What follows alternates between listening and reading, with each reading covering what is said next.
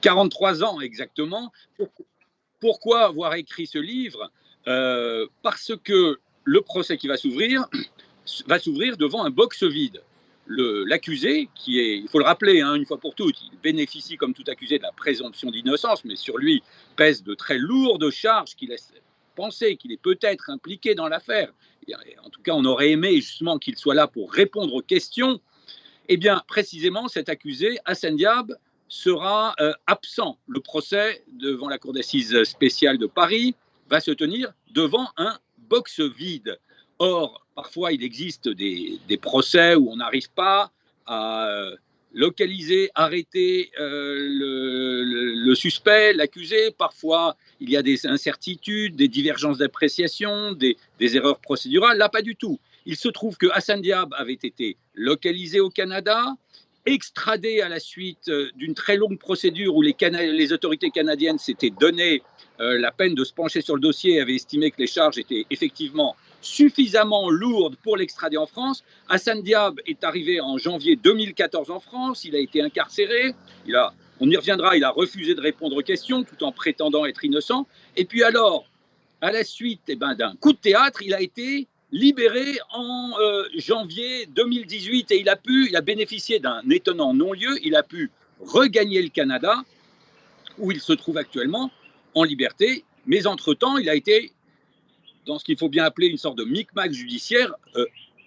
renvoyé de nouveau devant la cour d'assises de Paris, tant et si bien que le procès va s'ouvrir devant un box vide. Aujourd'hui, il n'a plus de mandat d'arrêt.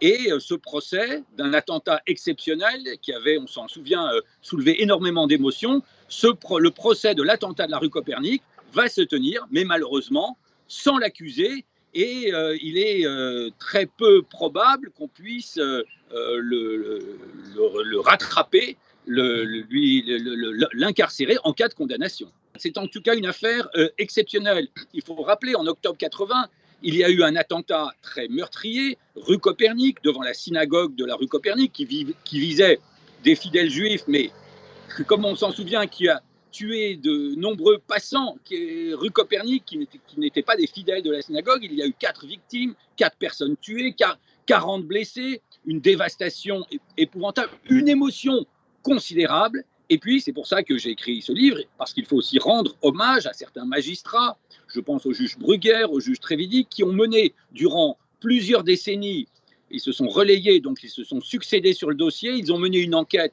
digne, il faut le dire, des meilleurs, d'un thriller, d'un roman policier. Ils ont fini par identifier un suspect, Hassan Diab, qui avait refait sa vie au Canada. C'était un Libanais qui avait quitté le Liban dans les années 80, à la fin des années 80, qui s'était installé au Canada, où il a obtenu la nationalité canadienne. Il est devenu un honorable professeur d'université. Quand la justice française le retrouve, il est professeur de sociologie à l'université d'Ottawa. Et sur lui, tout cela est évoqué dans mon livre, pèse, il faut le dire, de très lourdes charges. Alors, comment expliquer qu'il ait pu bénéficier d'un non-lieu? Alors c'est le grand mystère, de cette enquête et que je soulève dans le dossier, parce que, comme je viens de vous l'indiquer, il pèse sur lui de très lourdes charges. Toutes ces de nombreuses anciennes relations qu'il avait à Beyrouth confirment qu'il appartenait, ou en tout cas indiquent qu'il appartenait à une organisation, à un groupe terroriste palestinien, le FPLP. On a retrouvé dans des conditions assez rocambolesques son ancien passeport de l'époque qui montre qu'il a effectué effectivement des déplacements en Europe, probablement en France, au moment de l'attentat de la rue Copernic et au moment d'autres attentats. Les conditions de saisie de son passeport indiquent aussi une proximité du FPLP. Il y a de très nombreuses charges qui se dirigent vers lui, qui semblent indiquer qu'on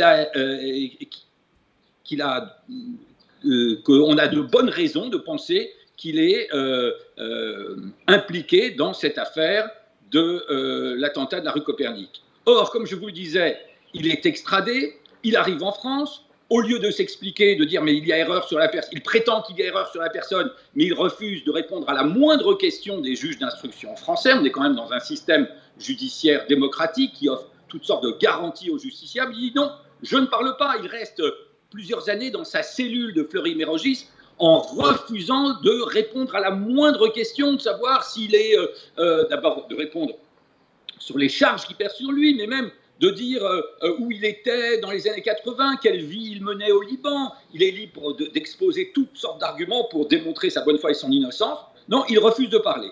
Et puis, brusquement, à l'occasion peut-être d'un changement de magistrat sur le dossier, il dit « Ah ben finalement, je suis prêt à répondre aux questions. » Quand on consulte les procès-verbaux d'interrogatoire, on est, il faut le dire, très moyennement satisfait. On a l'impression que Hassan Diab est plutôt dans une posture d'esquive, il ne répond pas vraiment aux questions, mais surtout, il produit des témoins de manière très tardive qui, 36 ans après, disent « Ah oui, qui sont des anciens, non pas même pas camarades, des anciennes connaissances de l'université de Beyrouth, qui disent « Oui, effectivement, on se souvient, il y a 36 ans, nous croyons nous souvenir qu'il était dans la salle de classe ou dans l'amphithéâtre le jour de l'attentat. » Je résume à peu près leur position. Je vous pose vous-même la question. Est-ce que vous, à 36 ans de distance, vous pouvez, au jour près, vous rappeler, oui, j'ai rencontré tel monsieur, ou je peux attester que... Je me rappelle avoir croisé tel avocat dans les couloirs du palais il y a 36 ans, je me rappelle, c'était un mardi. Et qu'est devenu le juge qui a signé le non-lieu? Alors attendez, donc je vous dis, et sur la foi de ces affirmations, de ces témoignages totalement invérifiables, puisque même l'université de Beyrouth est totalement incapable de produire le moindre bordereau, le moindre document qui attesterait de la présence d'Hassan Diab à Beyrouth le jour de l'attentat, eh bien, les juges d'instruction décernent un non-lieu à la surprise générale, il faut dire, et même à la fureur du parquet. Les juges d'instruction chargés du dossier décernent un non-lieu à Hassan Diab. Le parquet fait appel le même jour, mais vous connaissez la procédure pénale. Ce non-lieu permet à Hassan Diab de sortir de prison, de reprendre l'avion le soir même pour Ottawa, où il est accueilli avec un tapis rouge et des fleurs, et présenté depuis comme, pardonnez-moi l'expression, comme le Dreyfus canadien.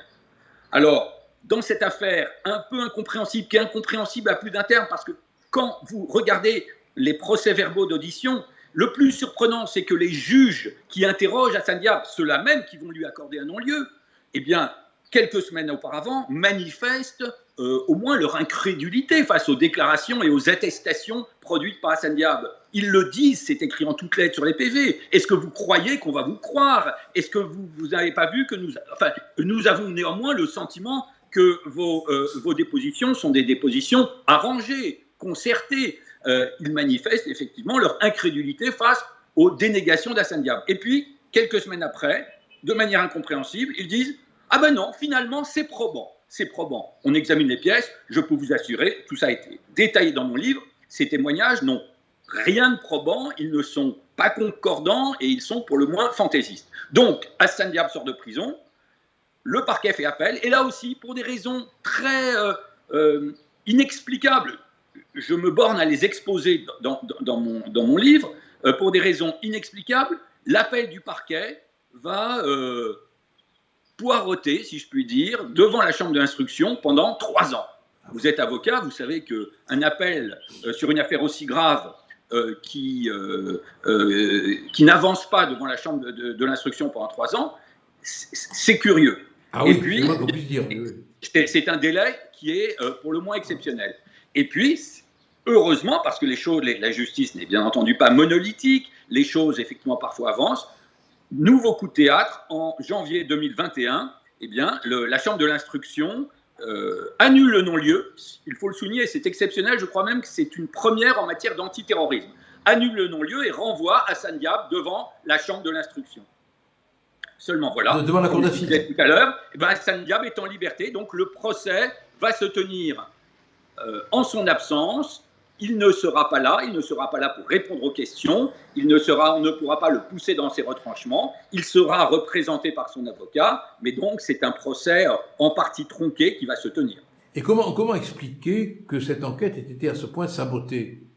Eh bien, écoutez, je me garde à formuler le moindre procès d'intention, la moindre accusation. Je constate effectivement qu'on est dans une situation qui est pour le moins choquante, un dossier extrêmement lourd, tout cela est détaillé dans mon livre. Je me suis intéressé, après avoir rédigé ce livre, j'ai listé toutes les charges objectives et tangibles contre Hassan Diab. Il n'y en a pas moins de 15 ou de 20 charges qui sont toutes précises, cohérentes, convergentes et qui font peser sur lui un très lourd soupçon. Alors pourquoi il y a eu ce non-lieu qui est, quand on regarde les PV d'audition, quand on regarde le dossier, ce non-lieu qui est totalement invraisemblable, et puis d'ailleurs, vous le voyez bien, qui a été annulé après par la Chambre de l'instruction, eh bien, il y a une part de mystère. Je ne suis pas dans la tête des magistrats qui ont favorisé cette libération.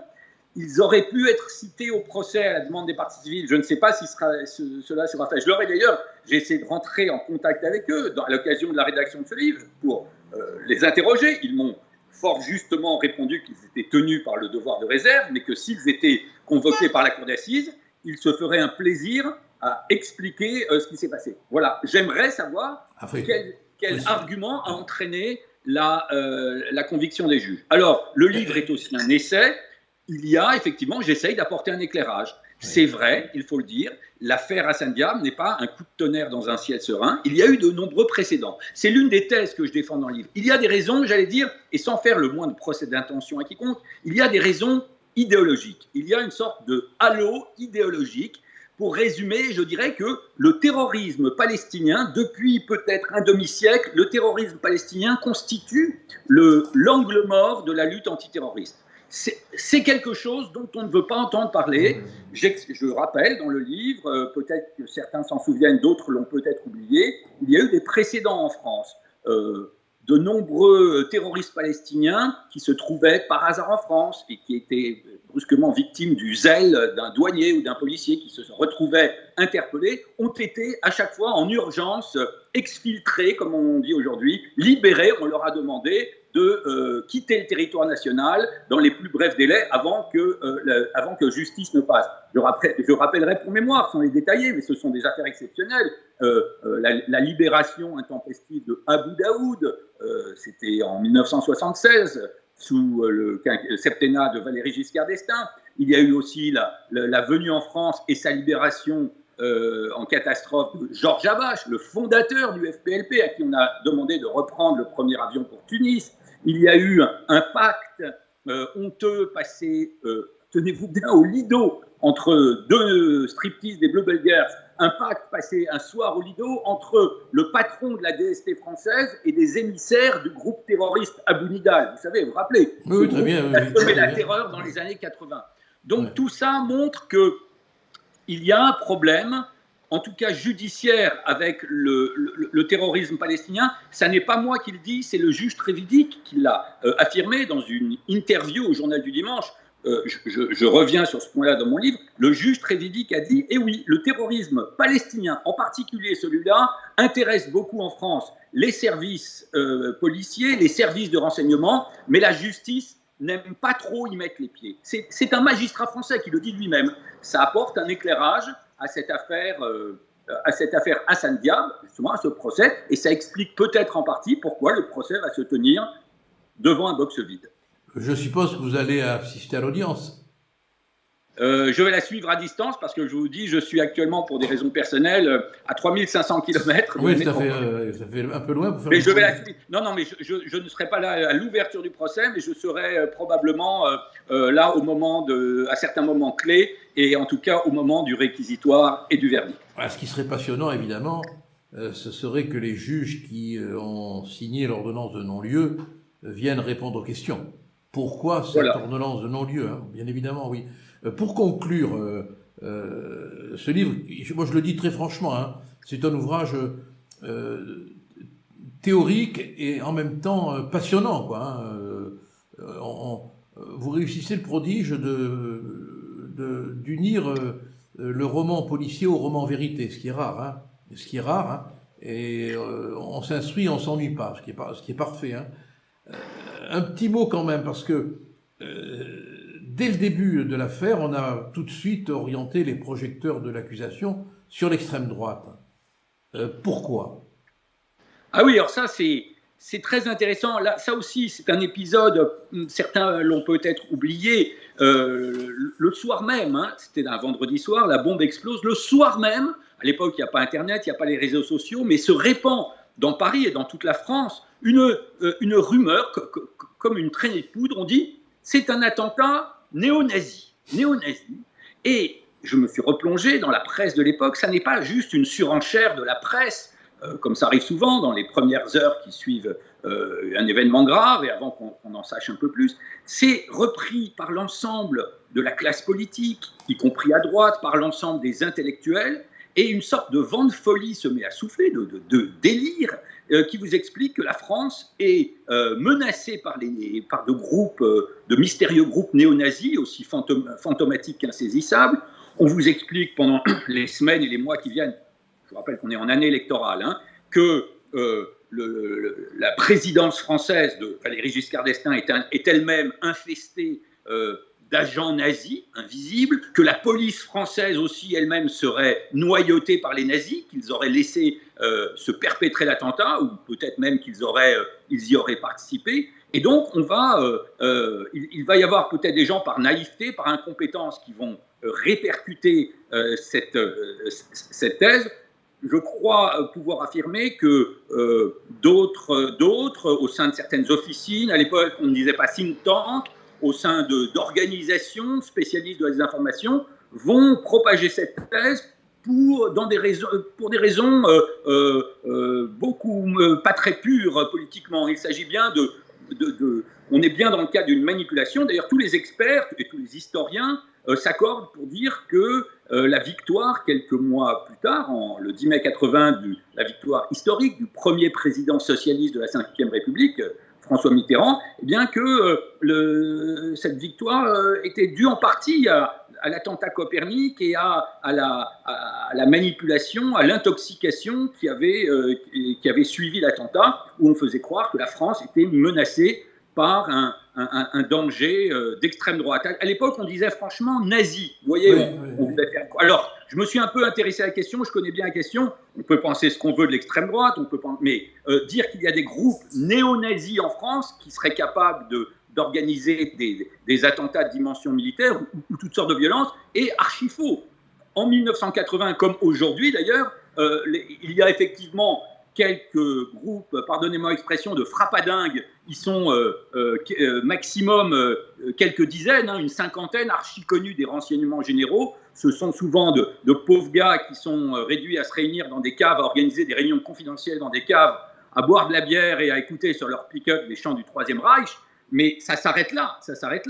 Et donc, on sait très bien qu'il n'y a jamais eu, d'une part, que l'attentat de la rue Copernic n'a jamais été perpétré par le moindre groupe néo-nazi, à supposer que ces groupuscules en aient eu l'intention, mais il n'y a jamais eu le moindre danger néo-nazi en France, comme il n'y a jamais eu d'ailleurs, je parle pour aujourd'hui, il n'y a jamais eu de danger de violence d'extrême droite.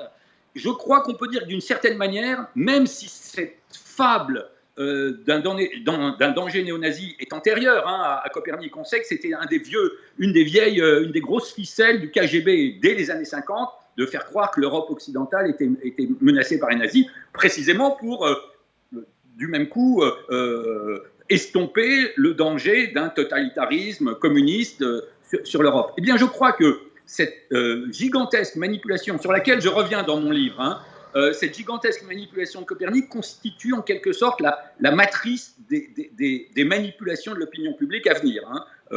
Régulièrement, on nous parle. Ça, c'est un moment passionnant du livre, vraiment. Oui. Ah oui, vraiment. Oui.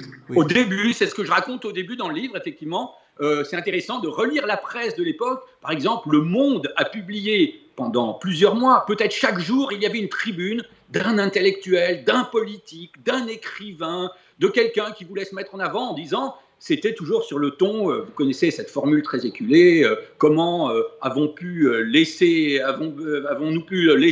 le ventre de la bête immonde redevenir fécond. Vous voyez, c'était comment est-ce possible qu'il y ait un danger nazi en France? Chacun se déclarait prêt tous ces intellectuels se déclaraient prêts à prendre la tête d'une grande croisade contre le nazisme. c'était d'autant plus courageux et héroïque, bien entendu, qu'il n'y avait pas grand risque, parce qu'il n'y avait pas de nazis. Il n'y avait aucun coin de rue où vous pouviez croiser un nazi. Et je vous dis, ça constitue un peu la matrice, aujourd'hui pour faire chic on dit le paradigme, mais enfin ça constitue le fondement des intoxications à venir. Je vous rappelle qu'au moment des attentats de Montauban et de Toulouse, une certaine presse a de nouveau, pendant plusieurs jours, avant que l'on identifie Mohamed Merah, et donc la piste djihadiste, a de nouveau dit oui, c'est certain, ce sont des nazis. Ce sont des nazis qui vont assassiner les soldats dans les rues de Montauban, les soldats français, et les enfants de l'école juive aux Zaratora à Toulouse. Et cette thèse a été reprise très sérieusement par la presse, par des journaux sérieux. Et encore aujourd'hui, vous voyez, on vous explique effectivement, sans faiblir, qu'il y a un danger d'une violence d'extrême droite en France. Bon, c'est... Clément Weyrenal, merci pour ces explications. J'invite tous nos amis et tous nos ennemis aussi, surtout les ennemis, parce que ça les rendra peut-être moins ennemis, un peu plus éclairés, à lire ce livre qui pour moi, est un moment de vérité sur la société française. Oui, c'est ça. L'antisémitisme qui dit pas son nom, les errances du système judiciaire, le lâche caché, voilà. Finalement, je ne sais pas si vous vous en êtes rendu compte, mais votre livre part à la recherche du lâche caché. Et je crois que quand on a fini de le lire, on l'a trouvé. Et je vous remercie pour cet ouvrage que j'invite. Donc j'en profite pour rappeler le titre complet l'éditeur. Oui, mais on va le montrer. Copernic, l'enquête sabotée aux éditions de l'Artilleur. Et je tiens à remercier qui est un éditeur d'être lancé cette aventure avec moi. On va le montrer, le livre du reste. L'Artilleur qui est un éditeur courageux. Et vous, qui avez eu le courage de faire ce livre. Et puis j'espère qu'on pourra vous avoir dans notre association pour parler du livre, puisqu'on accueille tout le monde. Merci. Bien qu'on voulait. Et je reviens au cours du procès pour informer vos lecteurs des développements du procès. Volontiers, ça très volontiers. Voilà. Bon, écoutez, belle journée. Oui, vous aussi. Dans la verdure de Tel Aviv. Allez, au revoir. Au revoir.